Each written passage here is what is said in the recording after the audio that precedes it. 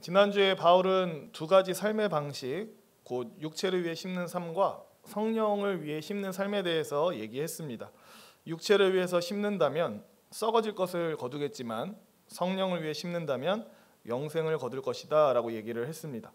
성령을 위해서 심는 삶에는 고난과 인내가 따르지만 낙심치 않고 포기하지 않는다면 반드시 열매를 거두게 될 것이다 라고 얘기를 했죠. 지금까지 이제 바울은 복음의 교리에 대해서도 얘기를 했고요. 또 그 복음을 믿는 사람들이 어떻게 살아야 될지에 대한 삶에 대해서도 얘기를 했습니다. 그리고 오늘 본문에 이르러서 이제 끝맺는 말을 시작을 하는데요. 11절을 제가 읽겠습니다. 내 손으로 너희에게 이렇게 큰 글자로 쓴 것을 보라.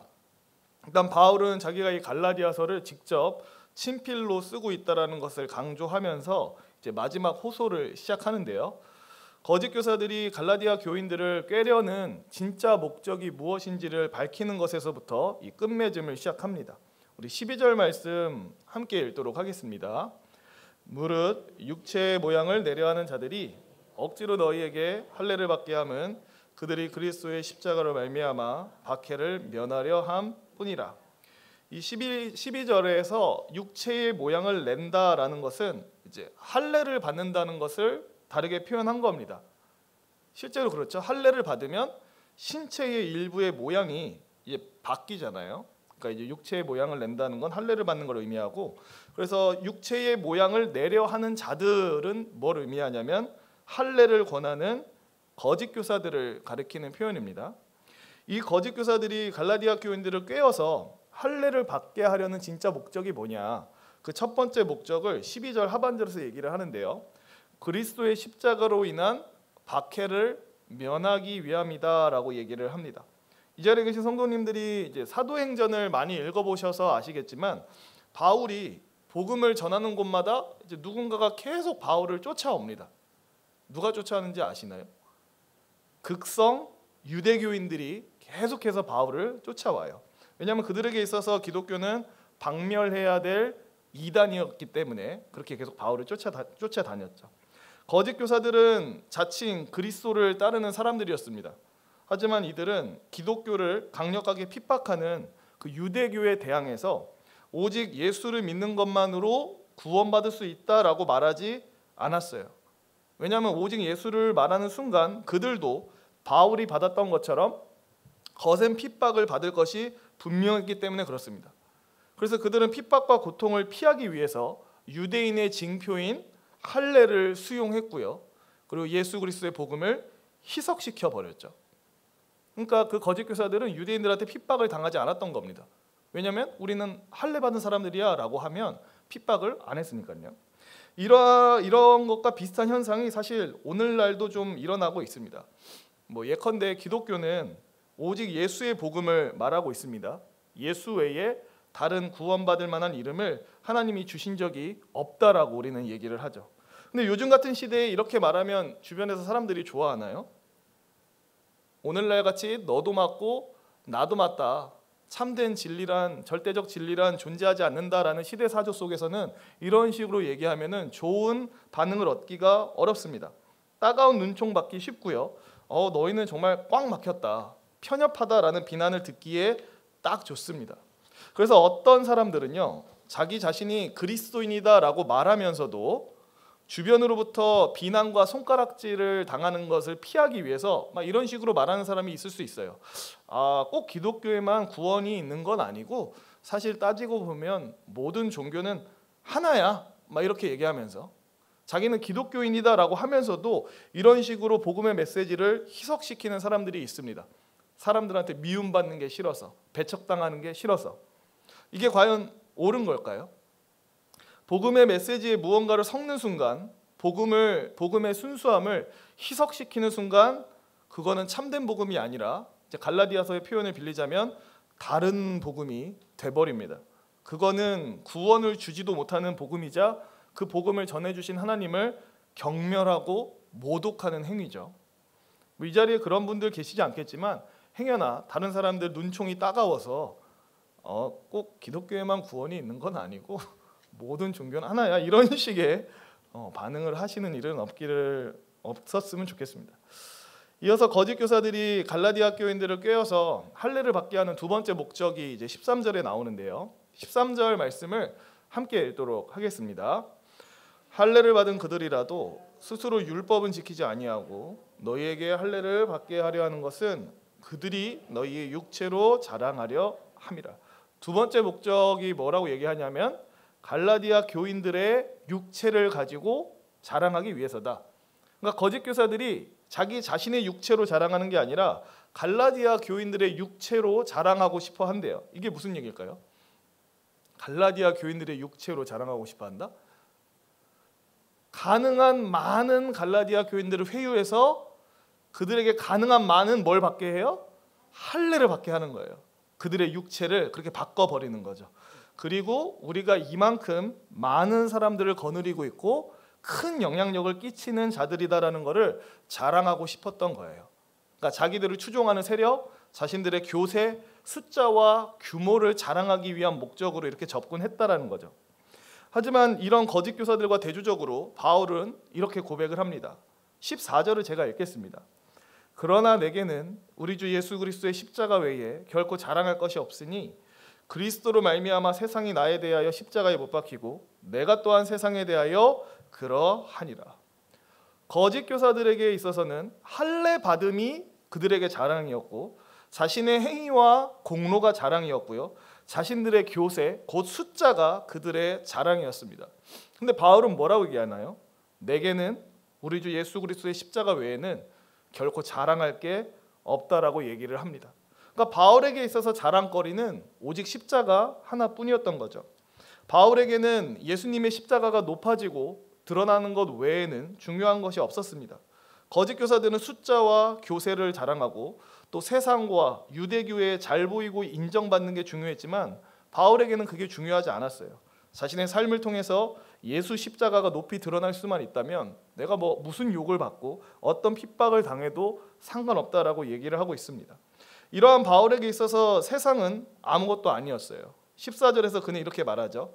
그리스도로 말미암아 세상이 나를 대하여 십자가에 못 박히고 내가 또한 세상에 대하여 그러하니라. 이거를 좀 다르게 표현하면 이렇게 표현할 수 있습니다. 십자가를 통해서 세상에 대해서 나는 죽었고 나 또한 세상에 대해서 죽었다라고 얘기를 하고 있는 겁니다. 이게 무슨 말이냐면 좀 풀어서 얘기하자면 이런 의미죠. 세상이 주는 그 어떤 칭찬과 인정 그리고 보상도 바울을 흔들어 놓을 수 없다라는 의미입니다. 세상의 그 어떤 것도 바울에게 영향을 끼칠 수 없다라는 거예요. 억만금을 가져와서 바울을 회유한다 한들 바울이 십자가 복음을 버리고 타 종교로 개종할까요? 그럴 일은 없을 겁니다. 바울에게 세상에서 가장 높은 지위를 줄 테니까 십자가 복음을 배신하라고 얘기하면 바울이 그 말을 따를까요? 그런 일은 일어나지 않습니다. 왜냐하면 바울은 십자가로 말미암아 세상에 대해서 죽었기 때문에 그렇습니다. 세상에서 뭔가를 얻으려는 마음 자체를 버렸기 때문에 그렇습니다. 거짓 교사들은 그렇지 않았죠. 그들은 그토록 세상의 인정을 받고 싶어 했습니다. 교세를 가지고요. 하지만 바울은 그러지 않았어요. 세상은 바울에게 진정한 만족을 줄 수 없었고 바울 역시 세상에서 진정한 만족을 얻으려 하지도 않았습니다. 그러니까 십자가로 충만했던 바울에게 세상이 아무 영향력을 끼칠 수가 없었던 거죠. 이어서 15절 말씀을 우리 함께 읽도록 하겠습니다. 할례나 무할례가 아무것도 아니로되 오직 새로 지으심을 받은 것만이 중요하니라. 거짓 교사들은 자꾸 할례 받는 것에 집착을 했죠. 하지만 바울은 얘기를 합니다. 할례를 받는 것도 받지 않는 것도 아무것도 아니다라고 얘기를 합니다. 왜냐하면 실제로 할례가 우리를 구원해 주는 것도 아니고 우리가 받은 구원에 할례가 뭔가를 보태주는 것도 아니기 때문에 할례를 받는 행위 자체가 아무것도 아니다라고 얘기를 합니다. 그리고 이렇게 말하죠. 정말 중요한 거는 할례 받고 안 받고가 아니라 새로 지으심을 받는 것만이 정말로 중요하다라고 얘기를 합니다. 이 진리를 바울이 다른 곳에서 이렇게 표현을 합니다. 많이 들어보신 구절인데 제가 먼저 읽어보겠습니다. 고린도후서 5장 17절. 그런즉 누구든지 그리스도 안에 있으면 새로운 피조물이라. 이전 것은 지나갔으니 보라 새 것이 되었도다. 그렇죠. 기독교인한테 있어서 정말로 중요한 거는 할례를 받았는가 받지 않았는가가 아닙니다. 좀 다르게 표현하면 기독교인에게 정말 중요한 거는 외적으로 어떤 조건을 갖추었느냐 갖추지 않았느냐가 중요한 게 아닙니다. 기독교인에게 정말 중요한 건 뭐냐면 하나님의 능력으로 새로운 피조물이 되었는가, 성령의 능력으로 내면에서부터 변화를 받아서 새 사람이 되었는가가 중요합니다. 기독교인이 된다는 것은 구원받기 위해서 개인의 의지력과 노력을 총동원해서 율법을 지키는 사람이 된다는 게 아니죠. 기독교인이 된다는 것은 어찌됐건 간에 구원은 받아야 되니까 마지못해서 선행을 열심히 하는 사람이 되는 것도 아닙니다. 기독교인이 된다는 것은 하나님의 신비한 그 일하심으로 말미암아 변화되는 것이죠. 새로운 마음과 성향, 하나님을 사랑하고 그분께 순종하고자 하는 새로운 내면을 소유하는 것, 이게 바로 기독교인이 되는 겁니다. 물론 이제 믿기 전이나 후나 겉모습에 있어서는 사실 차이가 없죠. 하지만 내적으로는 완전히 다릅니다. 그리스도 안에서 변화되어서 새 사람이 된 사람은요, 이전에는 사랑하지 않았던 하나님을 사랑합니다. 이전에는 사랑하지 않았던 하나님의 율법을 사랑하고요, 하나님이 기뻐하실 만한 것은 뭐든지 하고 싶어하는 그런 사람이 됩니다. 그러니까 실제로 정말 기독교인이 됐다면 이런 변화된 마음과 성향을 갖고 있기 때문에 여기서부터 그냥 자연스럽게 순종과 선행이 흘러나오는 거죠.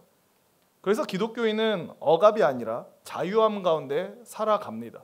내가 원해서 내 마음이 그걸 기뻐해서 선행과 순종을 하니까요. 그래서 기독교인이란 나의 행위로 또 나의 행위와 공로 또 율법을 얼마나 지켰는가를 세어보면서 사는 것이 아니라 하나님이 주신 새 생명을 갖고 살아가는 게 기독교인입니다. 그러니까 이것보다 중요한 게 없다라고 바울이 얘기하고 있는 거죠.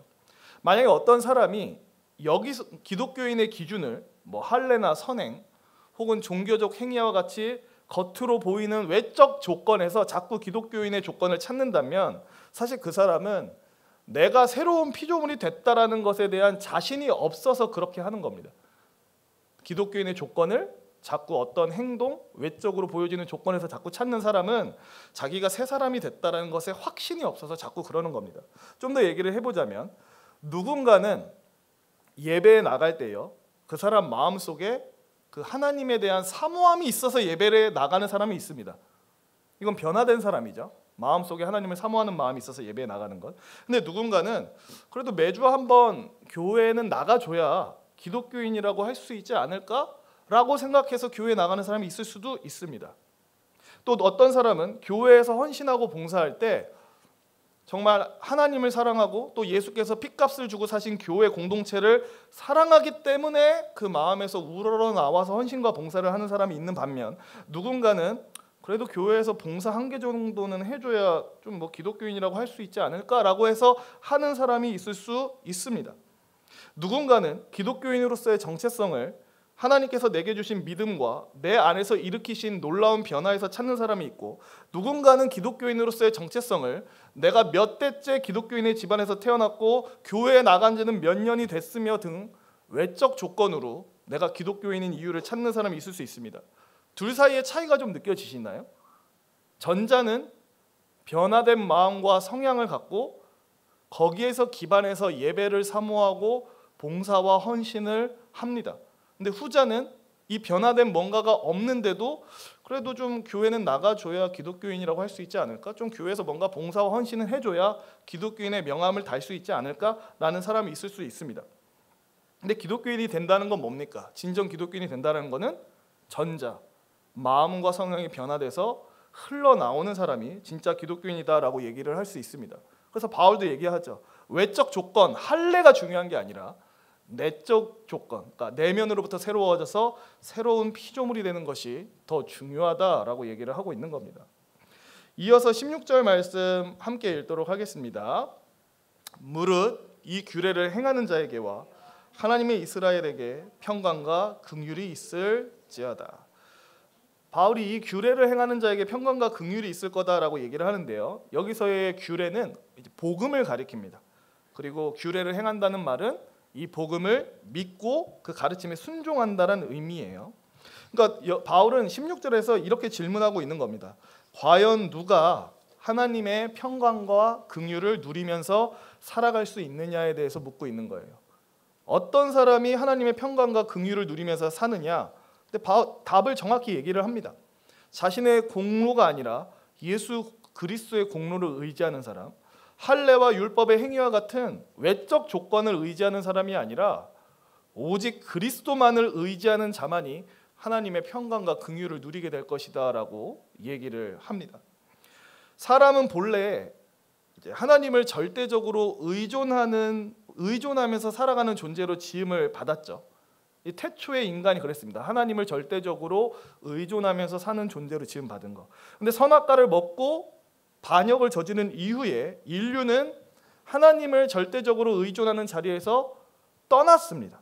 이후로 모든 인류는 어떻게 살아가냐면 더 이상 하나님을 의존하지 않고 그냥 내 힘으로 살아가겠다고 하면서 하나님으로부터 등을 돌리죠. 그래서 지금도 주변에 그런 사람들 많이 있잖아요. 신을 믿을 바에는 뭘 믿는다고 얘기합니까? 나를 믿는다고 얘기하잖아요. 그러니까 이게 무슨 얘기냐면 나는 신을 의존하지 않고 그냥 내 힘으로 살겠다랑 똑같은 얘기예요. 이게 타락한 인류의 전형적인 삶의 모습입니다. 하나님을 절대적으로 의존하는 자리에서 벗어나서 그냥 나 혼자 어떻게든 살아보겠다고 발버둥 치는 것. 근데 십자가 복음을 믿고 받아들인다는 것은 어떤 의미가 또 있냐면요. 본래의 자리로 돌아간다는 의미가 있어요. 그 본래의 자리가 뭐냐면 하나님만을 절대적으로 의존하는 자리로 내가 되돌아가겠습니다와 똑같아요. 십자가 복음을 믿는 게. 왜 그렇죠? 예수 십자가 복음은 우리한테 뭘 얘기합니까? 나의 생명과 구원은 나 자신이 아니라 오직 어디서 온다? 하나님으로부터 예수 그리스도로부터 온다라고 가르치는 게 십자가 복음이잖아요. 그래서 십자가 복음을 믿는다라는 것은 이것과 똑같아요. 나는 이제 나를 믿는 게 아니라 오직 하나님만 절대적으로 의존하는 자리로 되돌아가겠습니다랑 똑같은 거예요. 그러니까 우리가 처음 지음받았던 태초의 그 자리로 되돌아가게 하는 게 십자가 복음인 거죠. 그래서 우리는 예수의 십자가를 믿음으로 다시 한번 하나님을 의존하는 자리로 되돌아가게 되고 그러한 우리가 하나님으로부터 오는 평강과 긍휼을 다시 누리게 되는 거죠. 이제 거짓 교사들의 진짜 목적을 밝히고 참된 복음을 가진 자에게만 평강과 긍휼이 있다라고 말한 바울은 다음과 같은 요청으로 서신을 마무리합니다. 17절 말씀 함께 읽도록 하겠습니다. 이후로는 누구든지 나를 괴롭게 하지 말라. 내가 내 몸에 예수의 흔적을 지니고 있노라. 아멘. 거짓 교사들이 가르친 다른 복음 때문에 갈라디아 교회는 혼란에 빠졌고요. 뭐가 참된 복음이냐에 대한 논쟁이 항상 있었습니다. 그리고 이 논쟁에 대해서 종지부를 찍기 위해서 바울은 갈라디아서 내내 같은 얘기를 계속했습니다. 무슨 얘기 했는지 아시죠? 복음에 대한 얘기를 그냥 갈라디아서 내내 계속했어요. 이렇게도 설명하고 저렇게도 설명하고 그렇게도 설명하면서 복음에 대한 얘기만 계속했습니다. 그리고 이제는 이렇게 얘기하는 거죠. 이제는 이 논쟁을 종식시키고 내가 전한 복음을 받아들였으면 좋겠다라고 얘기를 하고 있는 겁니다. 이 17절에서 이후로는 누구든지 나를 괴롭게 하지 말아라가 그 의미인 거예요. 이 말을 좀 다르게 표현하면 이런 표현과도 같습니다. 나는 무엇이 참된 복음인지 여러분에게 확실히 전달했습니다. 이제 더 이상 할례나 율법 준수와 같은 문제에 빠져서 나를 괴롭게 하지 말고 참된 복음으로 돌아오세요. 와 같은 얘기예요. 그리고 바울은 자신이 전한 복음이 참되다라는 증거를 하나 덧붙이는데 자신이 전한 복음이 참되다는 증거로서 뭘 제시하냐면 자기 몸에 있는 예수의 흔적에 대해서 얘기를 합니다. 그러니까 이 예수의 흔적이 뭐냐면 성도님들도 아시죠? 복음 때문에 받은 박해와 핍박, 고난의 흔적을 의미합니다. 고린도 후서에 보면 바울이 자신이 당한 고난에 대해서 굉장히 길게 얘기하는 구절이 있어요. 쉬운 성경이 좀 더 이제 이해가 잘 돼서 한번 가져와 봤는데 길지만 이게 한 4페이지 정도 되거든요. 그래서 같이 한번 화면 보고 읽어보도록 하겠습니다. 나는 더 많이 수고했고 감옥에도 더 많이 갇혔으며 같이 읽으면 셀 수 없이 일 정도로 매를 많이 맞았고 죽을 고비도 여러 번 넘겼습니다. 또 유대인에게 39대 맞는 태형을 5번이나 당하였습니다. 몽둥이로 3차례 맞고 돌에 맞은 적도 한 번 있었습니다. 배가 난파된 적도 3번 있었으며 밤낮을 망망대해에서 표류한 적도 있었습니다.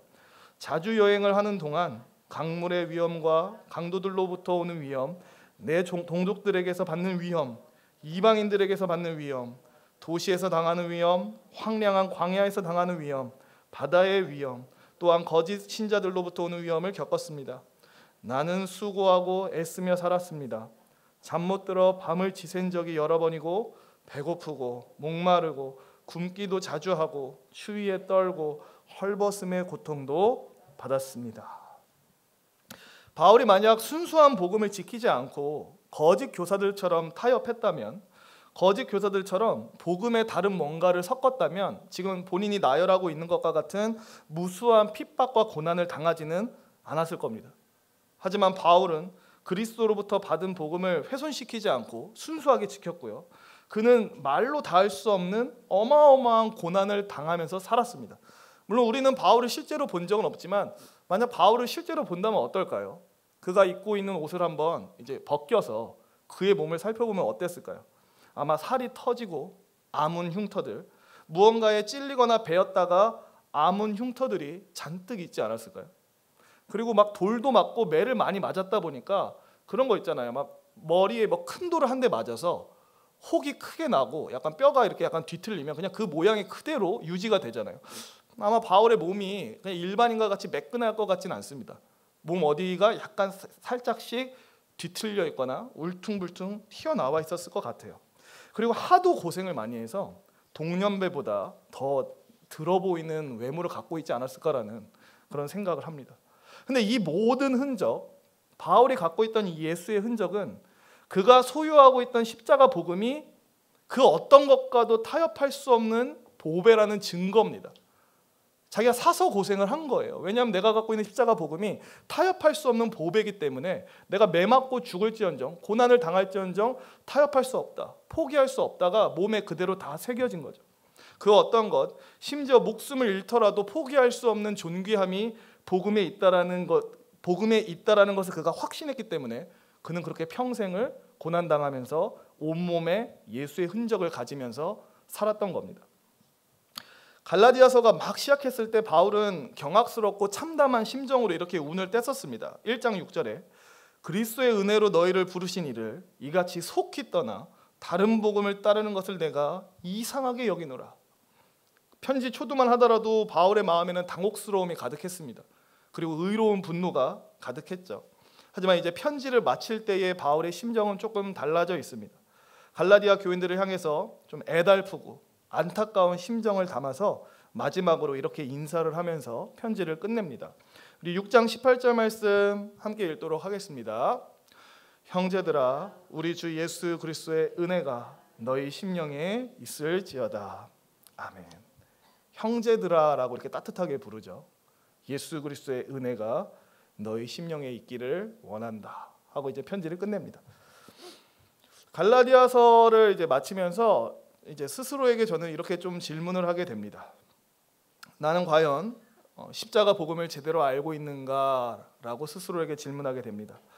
내가 스스로를 구원 못할 죄인이자 하나님 앞에 결코 받아들여질 수 없는 추악한 죄인이라는 것을 알고 있는가라고 질문하게 됩니다. 아들을 내어주기까지 나를 사랑하신 하나님의 사랑, 그리고 나를 위해 자신을 바치신 그리스도의 은혜를 나는 과연 알고 있는가라고 스스로에게 질문을 던지게 됩니다. 확실한 것은 머리로만 아는 것, 지식과 명제로만 아는 것은 아는 게 아니죠. 예를 좀 들어보자면 어떤 맛있는 음식이 있고 그 맛있는 음식에 대해서 아무리 자세한 설명을 들었다 한들 그 음식을 정말 입에 넣어서 음미하기 전까지는 우리는 그 음식을 알았다라고 얘기할 수가 없습니다.